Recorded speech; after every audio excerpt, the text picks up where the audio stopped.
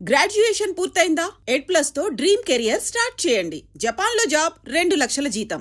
So what is it leading to? ఏంటి మూవీస్లోకి యాక్టింగ్లోకి వెళ్దాం అనుకుంటున్నారు? యాజ్ ఆఫ్ నవ్ అయితే ఆ థాట్ ఏం లేదు. ఓకే. ఏమవుతుందో చూడాలి. రేపటి గురించి మనకు తెలీదు. వస్తే అఫ్కోర్స్ వెళ్ళడానికి వెళ్ళే అవకాశం ఉంది. ఉంది. పేరెంట్స్ కూడా ఓకే అంటారు దానికి ఖచ్చితంగా. ప్యారలల్గా నేను నా జాబ్ ట్రయల్స్ కూడా చేస్తున్నాను. ఎందుకంటే అంత హైయర్ స్టడీస్ చదివించిన తర్వాత నేను వాళ్ళ కోసమన్నా నేను ఖచ్చితంగా జాబ్ చేయాలి. జాబ్ చేయాలనే థాట్ నాకు కూడా ఉంది. ప్యారలల్గా ఇది వదలొద్దు. అందరికీ ఏం చెప్తానంటే నేను కంటెంట్ క్రియేషన్ని ప్రైమరీగా పెట్టుకోకండి, యా సెకండరీగా పెట్టుకోండి. అంటిల్ అండ్ అన్లెస్ మీరు ఫైనాన్షియల్గా ఇది వచ్చిన తర్వాత కొంచెం. అప్పుడు మీరు దాన్ని వదిలేసి దీన్ని ప్రైమరీ చేసుకోవచ్చు. అంటిల్ దెన్ మాత్రం మీ గోల్ని మీ ఏమ్ని రీచ్ అయ్యేంత వరకు దిస్ ఇస్ సెకండరీ. ఖచ్చితంగా దిస్ ఇస్ సెకండరీ. సో నేను ప్రైమరీ దాని మీద ఫోకస్ చేస్తున్నాను. అది జరుగుతుంది లైఫ్లో. కాకపోతే అది చూపించుకోమంతే మనం. ఓకే. బట్ ఇన్స్టాగ్రామ్లో ఈ మధ్య కాలంలో కొన్ని రీల్స్ చూస్తున్నా. నేను ఇన్స్టా ఇన్ఫ్లుయెన్సర్ అయ్యాక నేను ఎంత సంపాదించాను, పర్ మంత్ నేను ఎంత సంపాదిస్తున్నానని చెప్పేసి ఎలా రాస్తారంటే, ఈ 2 months ఏం లేదు, థర్డ్ మంత్ 1 లక్ష, 4th month 2 లక్షలు, అవన్నీ 5th month ఫేక్ మీరు చూసుంటారా? ఈ రీల్స్ చూసారు కదా? అదంతా వైరల్ అవ్వడానికి అండి. Okay. హుక్స్ అవన్నీ అంతా ఫేక్ హుక్స్. ఎవరికి వస్తున్నాయండి 1 lakh 2 lakhs? ఇన్స్టాగ్రామ్ అసలు ఇప్పటిదాకా ఏ రోజు డైరెక్ట్ మానిటైజేషన్ చేస్తే పేమెంట్ ఇవ్వదు. లేదు. అవును. మనం కొలాబరేషన్స్ చేసుకుంటాం, ప్రమోషన్స్ చేసుకుంటాం, యాడ్స్ చేసుకుంటాం. అవును. యూట్యూబ్ రెవెన్యూ జనరేట్ అవుతుంది. అది కూడా మీకు చాలా ఎక్కువ వచ్చి మీకు వాచ్ అవర్స్ వచ్చినప్పుడు సంగతి. అవన్నీ హుక్స్, ఫేక్ వీడియోసే అండి. నన్ను అడిగితే నేను ఫేక్ వీడియోనే అంటున్నాను. అంతేనా? అంతే. మీరు అంత సంపాదించలేదంటారా? లక్షలు అంత దాకా వెళ్ళలేదు. నాకు వచ్చిన ప్రమోషన్స్లో ఎండ్ చేసి ఉంటాను ఒక 1 lakh 2 lakhs దాకా మొత్తం అంతా కలిపి. నేను ఎక్కువ లేను కాబట్టి ఇక్కడ. ఒకవేళ ఇండియాలో ఉండుంటే ఇంకా ఫాస్ట్గా గ్రోత్ వచ్చింది, ఇంకా మంచి కొలాబరేషన్స్ వచ్చిండేనేమో. ఇప్పుడు వస్తున్నాయండి మంచిగా. ఒక 2 months నుంచి మళ్ళీ వచ్చి కాన్సన్ట్రేషన్ చేస్తున్నాను కాబట్టి. సో ప్రమోషన్స్ చేయడంలో కూడా చూజింగ్ ఉంటుందా? అన్ని ఏది పడితే అది, ఇప్పుడు Choose జ్యోతిష్యం చేసుకుంటాను. చెప్పమని అడుగుతారు కొంతమంది, ఆ, ఇట్లాంటి చాలా చెప్పండి. వస్తుంటాయి. అవును. యా. వైస్గానే చూస్ చేసుకుంటాను. జ్యోతిష్యం అంటే ఇప్పుడు మనల్ని నమ్మి వెళ్తాడు, వాడు మంచోడు కాదు, బాగా చెప్తారో చెప్పరు.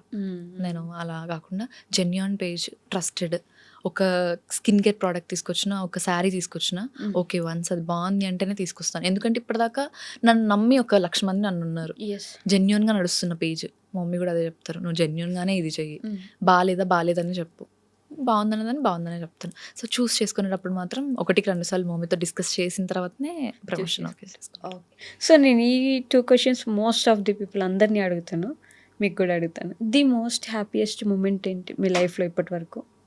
ద మోస్ట్ హ్యాపీయెస్ట్ మూమెంటా? ఇప్పటిదాకా అంత హ్యాపీయెస్ట్ ఫీల్ అయింది ఏం లేదు.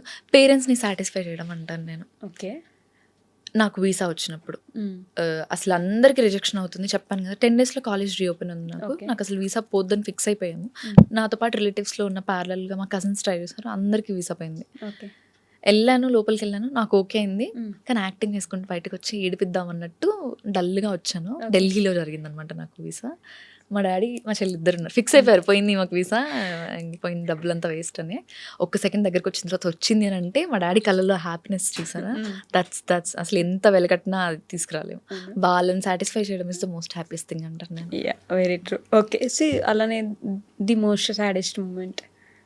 సాడెస్ట్ మూమెంట్ అంటే మా ఫ్యామిలీ మెంబర్స్కి అందరికి తెలిసే ఉంటుంది. మా మమ్మీకి బేసికల్లీ మా మమ్మీ వాళ్ళు 2 siblings, మా మేనమావయ్య ఉంటారు. మేమిద్దరమే అమ్మాయిలం కాబట్టి మాకు అబ్బాయిలు ఎవరు లేరు. మా మమ్మీకి అబ్బాయి ఉంటే బాగుండే ఫీలింగ్ అనమాట. సో మా మామయ్యకి బాగా పుట్టాడు. వాడిని మా మమ్మీ చిన్నప్పటి నుంచి తీసేసుకుంది అనమాట. ఒక 2 years బ్యాక్ చనిపోయాడు. That's most saddest part. నా డిప్రెషన్ ఇంత వర్స్ అవ్వడానికి రీజన్ కూడా అదే అనమాట. నేను ఇమీడియట్గా నాకు కాలేజ్ పర్మిషన్ ఇవ్వలేదు. నేను 3rd day 5th day రిచువల్స్కి కూడా లేనమాట. నేను ఇమీడియట్గా యూఎస్ వెళ్ళిపోయాను.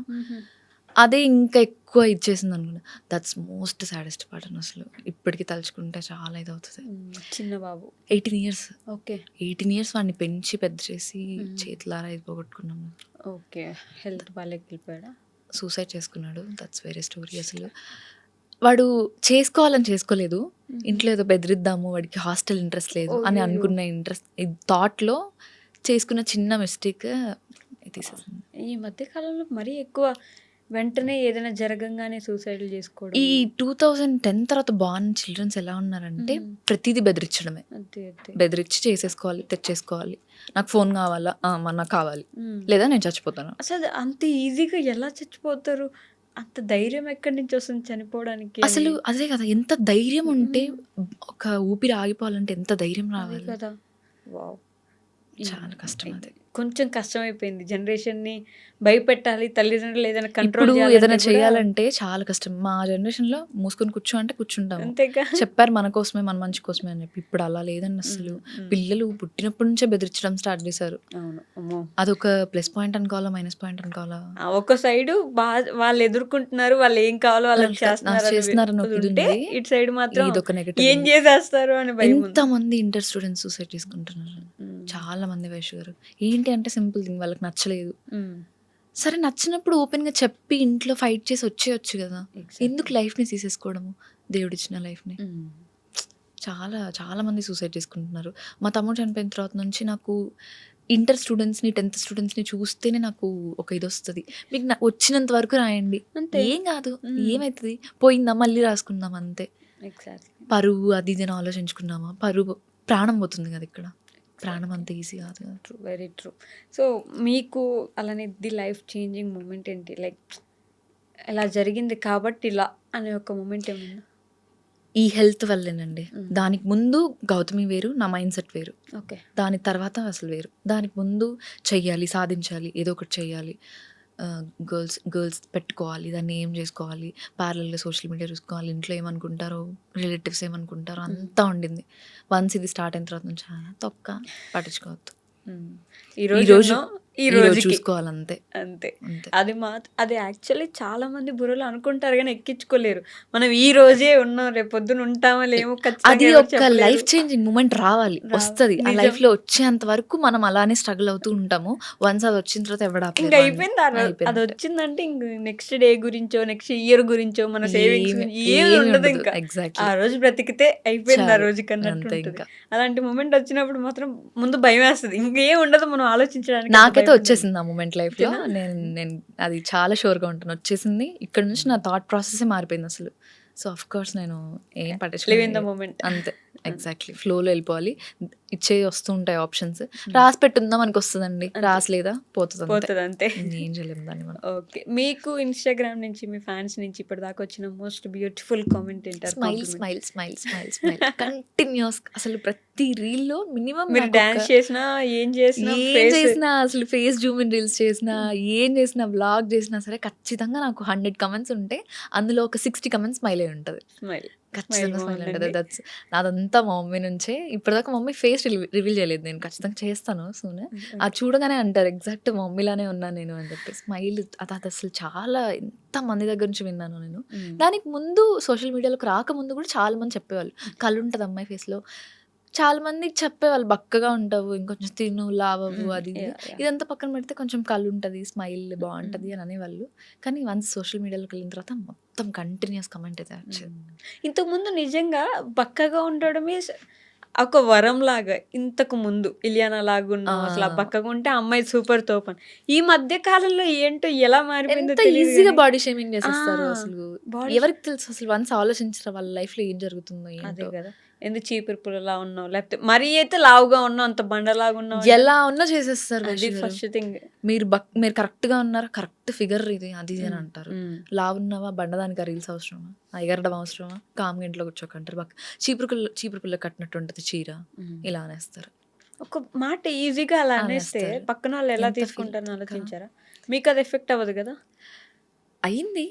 అన్ని విని విని విని విని విసుగొచ్చేసింది. రిలేటివ్స్ దగ్గర నుంచి, పక్కన వాళ్ళ దగ్గర నుంచి. మన వాళ్ళే అంటారు, ఇంకా మనోళ్ళే మనల్ని కలిసిన ప్రతి ఈవెంట్స్ లో ఎన్ని రోజులు ఇలా ఉంటారు. పేరెంట్స్ ని పట్టుకొనేసి ఏం పెట్టరా వీళ్ళు, మీరు ఎందుకు పెట్టరండి, పేరెంట్స్ అన్నాక పెట్టకుండా ఉంటారా, ఖచ్చితంగా తిండి పెట్టట్లేదా, ఏంటి అలా బక్కగా అయిపోతుంది, మరి ఎంత చిక్కిపోతుంది, 100 ఉంటాయి ఈ లైఫ్ లో. ఏం జరుగుతుంది ప్రతిదీ చూడలేరు కదా మీరు వచ్చి. అంతేగా. మాకు వర్క్ జరుగుతుంది, మేము చేసుకుంటున్నాం, మేము అవుతున్నాం బక్కగా అంటే చాలా ఉంటాయి, అవుతున్నాం లావుగా అంటే చాలా జరుగుతుంటాయి. దానికి కూడా వన్స్ గర్ల్ అంటే చాలా హార్మోనల్ ఇష్యూస్ ఉంటాయి, చాలా గోత్రూ అవుతూ ఉంటాం మనము. వన్స్ వెయిట్ గెయిన్ అవుతాం, వన్స్ లాస్ అవుతాము, అన్ని చెప్పుకోలేము కదా. గర్ల్స్ బాడీ అంటే రోజు ఏదో ఒక నొప్పి ఉంటుంది, ఏదో ఒకటి గ్యారెంటీ ఉంటుంది. అర్థం చేసుకోరు, అనేస్తారు ఒక మాట. సింపుల్ గా హోప్ఫుల్లీ కొంచెం చేంజ్ అయితే బెటర్. చాలా మంది నాకు ద మోస్ట్ హ్యాపీస్ట్ థింగ్ ఏంటంటే బాయ్స్ కొంతమంది స్టాండ్ తీసుకొని ఉమెన్ బాడీ షేమింగ్ గురించి కానీ ఉమెన్ ఫ్రీడమ్ గురించి కానీ మాట్లాడే వాళ్ళు ఉంటారు. వాళ్ళందరికీ హ్యాట్స్ ఆఫ్ అసలు. వాళ్ళని వాళ్ళే మారుస్తున్నారేమో ఈ జనరేషన్ అని అనిపిస్తుంది. వాళ్ళు నిలబడతారు నిజంగా. ఎందుకు ఇప్పుడు అలా ఉంటే ఏమైంది ఎవరేమన్నా అది exactly they are very good human beings. వాళ్ళే గ్రీన్ ఫ్లాగ్స్, చాలా గ్రీన్ ఫ్లాగ్స్. అసలు కళ్ళు మూసుకొని వాళ్ళని పెళ్లి చేసేసుకోండి అని అంటా నేనైతే. సో పెళ్లి గురించి వచ్చింది కాబట్టి గౌతమి గారు పెళ్లి ఎప్పుడు లవ్ మ్యారేజ్ చేసుకుంటారు? లవ్ మ్యారేజ్ చేసుకుంటాను ఖచ్చితంగా. వన్స్ దూకుతున్నాం అందులో, తెలిసి దూకితే బాగుంటదని నా ఫీలింగ్. తెలియకుండా దూకి ఎంత మందిని చూస్తున్నాం. రీసెంట్ గా వైష్ణవి అని ఒక అమ్మాయిది, అసలు అది చాలా హారబుల్. అసలు ఎంత హారబుల్. షీస్ ప్రెగ్నెంట్ అండి. 2 ప్రాణాలను ఎంత ఈజీగా తీసాడు. నాకు అలాంటి తలుచుకుంటేనే భయం వస్తుంది. పెళ్ళంటేనే భయం వస్తుంది. అది మాత్రం నిజం. పెళ్ళంటేనే ఒక భయం వచ్చేసింది. అందుకే ఖచ్చితంగా నేను మా పేరెంట్స్ కి కూడా చెప్పేశాను, నాకు 24 ఇయర్స్ కాబట్టి నేను చేసుకుంటే లవ్ మ్యారేజ్ చేసుకుంటాను. ఎందుకంటే తెలిసి దూకితే ఒక ఇది ఉంటుంది. మనం తెలియకుండా చేసేసుకుంటాము. ముందు ఒకలాగా అనిపిస్తారు, చేసుకున్న 1 year తర్వాత ఒకలా ఉంటుంది. నా ఫ్రెండ్ సర్కిల్లో ఎంతమంది పెళ్లి చేసుకున్న 1 yearకే డివోర్స్ అయిపోతుంది. అరేంజ్డ్ మ్యారేజ్ లోనే సగం అవుతుంది అనిపిస్తుంది. ఎందుకంటే ఇప్పుడు కాలంలో ప్రతి ఒక్కరికి రిలేషన్షిప్స్ ఉంటున్నాయి. పెళ్ళికి ముందు చాలా రిలేషన్షిప్స్ ఉంటాయి, పెళ్లి తర్వాత రివీల్ అవుతారు వాళ్ళు ఏంటి అసలు క్యారెక్టర్ ఏంటి అని చెప్పి. అదేదో ముందే తెలుసుకొని చేస్తే ఓకే బాగుంటదేమో అని. ఫ్యామిలీస్ దాకా ఇన్వాల్వ్ చేసి ఫ్యామిలీస్ అనవసరంగా బాధపడి మనం బాధపడి అంత వాళ్ళని ఇచ్చేసి. సో ఖచ్చితంగా లవ్ మ్యారేజ్ అండ్ ఖచ్చితంగా 26 years దాటాకే చేసుకుంటాను. చెప్పాను కదా మా మమ్మీకి 18 yearsకే పెళ్లి చేసేసారు కాబట్టి మా మమ్మీ మైండ్లో బాగా ఇది ఉంది అనమాట. ఖచ్చితంగా పిల్లలు సెటిల్ అయ్యి 26, 27 వాళ్ళు మెంటల్గా స్టేబుల్ ఉండి ఇండిపెండెంట్గా తన కాళ్ళ మీద తను నిలబడి ఏ సిచ్యువేషన్ వచ్చినా తను రేపటి రోజున నిలబడగలగాలి, వాళ్ళ హస్బెండ్ ఉన్నా లేకపోయినా అన్న ఇదిలో ఉన్నారు వాళ్ళు. సో ఖచ్చితంగా 26, 27 years లవ్ మ్యారేజ్ చేసుకుంటాను నేను. ఇప్పుడు మా రిలేటివ్స్ చూసిన వాళ్ళందరూ ఖచ్చితంగా అనుకుంటారా చెప్పేసింది వెళ్ళి అని. వాళ్ళు ఇది కూడా కొనుక్కుంటారు కదా, ఇక్కడ కూర్చొని మాట్లాడారు ఈ రోజు అని చెప్పేసి. ఇప్పుడు ఒక ఇంటర్వ్యూ చేశారని అంటే అవసరమా అసలు, ఎందుకు పంపించారు అని అనుకుంటారు, పక్కా అనుకుంటారు. అనుకుంటారు అంతేగా. అంతే. ఇప్పుడు పేరెంట్స్ యాక్సెప్ట్ చేశారు, నాకు కావాల్సింది మా మమ్మీ డాడీ చెల్లి చాలు అంతే. So to end with this, ఒక 24 years అమ్మాయిగా 18 years అమ్మాయికి మీరు ఒక సజెషన్ ఇవ్వగలిగితే to younger generation, what would you give? ఈ జనరేషన్లో quick relationships, quick decision making అస్సలు వద్దంటాను. క్విక్ వర్జినిటీ లూజింగ్ 16, 18 yearsకే ఏంటండి చాలామంది ప్రెగ్నెంట్ అయిపోయి దాన్ని ఫేస్ చేయలేక పేరెంట్స్ ముందు. ఇప్పుడు ఒకప్పుడు మనకు అవన్నీ భయం పేరెంట్స్ ముందు మాట్లాడాలంటే. ఇప్పుడు యాజ్ ఏ నేను 2000 born అయినా సరే ఇంట్లో పెళ్లి మ్యాటర్ వచ్చినా లవ్ మ్యాటర్ వచ్చినా నాకు ఒక కైండ్ ఆఫ్ ఫీలింగ్ ఉంటుంది, మాట్లాడలేము, అదొక తెలియని డిస్కంఫర్ట్. అది మనకు తరతరాలుగా ఇండియన్ ఫ్యామిలీస్లో వస్తూనే ఉంటుంది. ఇప్పుడు పిల్లలు ఎంత ఇదిగా ఉన్నారంటే 16, 17 years అంటే ఆ రిలేషన్షిప్, బయట తిరగడం అన్నీ. రీసెంట్గా మా ఇంటి ముందు షీఈస్ వెరీ కిడ్ అండి, చిన్న పాప, అసలు రోడ్డు మీదనే వాడు అసలు ఆ పిల్లని నేను మా మమ్మీ వెళ్ళి గద్దిచ్చి, ఆ పిల్ల మా ఇంటి వెనక అమ్మాయి, ఇంటి వెనక ఉంటే పేరెంట్స్ చూస్తారనేమో చెప్పేసి ముందు గల్లీలోకి వచ్చేసేసి అంతా రోడ్డు మీద. అసలు ఒక సోషల్ యాంగ్జైటీ లేదు, సోషల్ భయం లేదు. ఇవన్నీ తగ్గించుకుంటే బెటర్ ఏమో అని అనుకుంటారు. మీకు ఒక 21, 22 years వచ్చిన తర్వాత మెంటల్ స్టెబిలిటీ వస్తుంది, అప్పుడు తీసుకొని డిసిషన్ ఏదైనా సరే. అప్పటిదాకా ఏం డిసిషన్స్ మేకింగ్ చేయకండి అని అంటాను. ఫోకస్ ఆన్ యువర్ గోల్స్ అని అంటాను. ఇప్పుడు వచ్చి పత్తితో చెప్తుందేమో అని అనుకుంటారేమో, మనమందరం ఎక్స్పీరియన్స్ కాబట్టి మీరు అక్కడికి వెళ్ళకండి అని అంటున్నారు. ఎంతమంది అందరూ ట్రూ ఉండరు, ఒకవేళ ట్రూ ఉంటే ఓకే, ఇన్ కేస్ కాకపోతే అనవసరంగా అమ్మాయి లైఫే కదా, ఆకొచ్చి ముళ్ళు మీద పడ్డ, ముళ్ళు చాకు మీద పడ్డ, చిన్నది ఆకి జరిగేది అమ్మాయి లైఫే కాబట్టి. నిజంగా ఆ పాయింట్ మాత్రం ఏంటంటే, మేము చెప్తున్నామంటే మేము ఏదో పద్ధతిలో అని కాదు, ఆ లైఫ్ అక్కడి నుంచి చూసి వచ్చాం కాబట్టి చెప్తున్నాం అని. అది గుర్తుపెట్టుకుంటే బెటర్. హోప్ఫుల్లీ ఒక బెటర్ సొసైటీని చూడడానికి ఒక రోజు. క్విక్గా డిసిషన్స్ తీసుకోకండి. అండ్ ఎవరెవర్ మీకు కొట్టేది లేకపోతే అబ్యూజులు ఉన్న రిలేషన్షిప్ ఉంటే ఇమీడియట్గా నో, అస్సలు వద్దు. ఎలాంటి సిచ్యువేషన్లో ఉన్నా నో చెప్పేసేయండి. అది రేపటి రోజున ఎలా లీడ్ చేస్తుంది అంటే రీసెంట్గా వైష్ణవి కేసులానే అవుతుంది, మీరు చనిపోయేదాకా అవుతుంది. ఇప్పుడు చంపడం ఎంత ఈజీ అయిపోయిందంటే ఇండియాలో, అంటే అమ్మాయిని చంపేస్తున్నారు, అంత ఈజీ ఆ ప్రాణం తీయడం, చచ్చిపోవడం. అమ్మో వైష్ గారు, ఇమాజిన్ బ్రీత్ పోతున్నప్పుడు ఎంత హారబుల్గా ఉంటుంది, ఎంత ఈజీగా తీసేస్తున్నారు.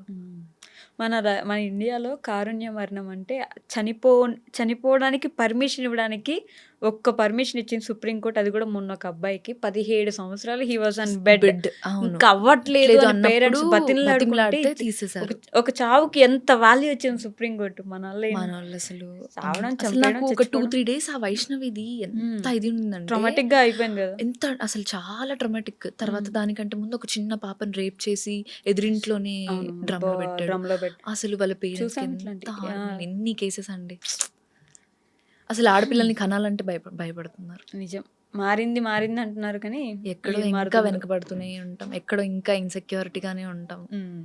ఎక్కడో ఇంకా స్టిల్ పేరెంట్స్ కి గుండెల్లో భయం ఉంటూనే ఉంటుంది ఆడపిల్లల విషయంలో. ఇంత ముందుకెళ్తున్నాం. So to end with this, అంతే మరి ఇంత ఇంత ఏమంటారు బాగా కోపంగా ఆర్ ఒక మంచి సారీ ఒక మంచి ఇది నడిచింది కాబట్టి మన మధ్య కొంచెం ఫన్నీయర్గా ఒక సాంగ్ అట్లా ఏమైనా పాడి ఎండ్ చేద్దాం మనం. నాకు అసలు సాంగ్స్ లో వర్స్ట్ అండి. నాకు అసలు సాంగ్స్ అస్సలు రావు.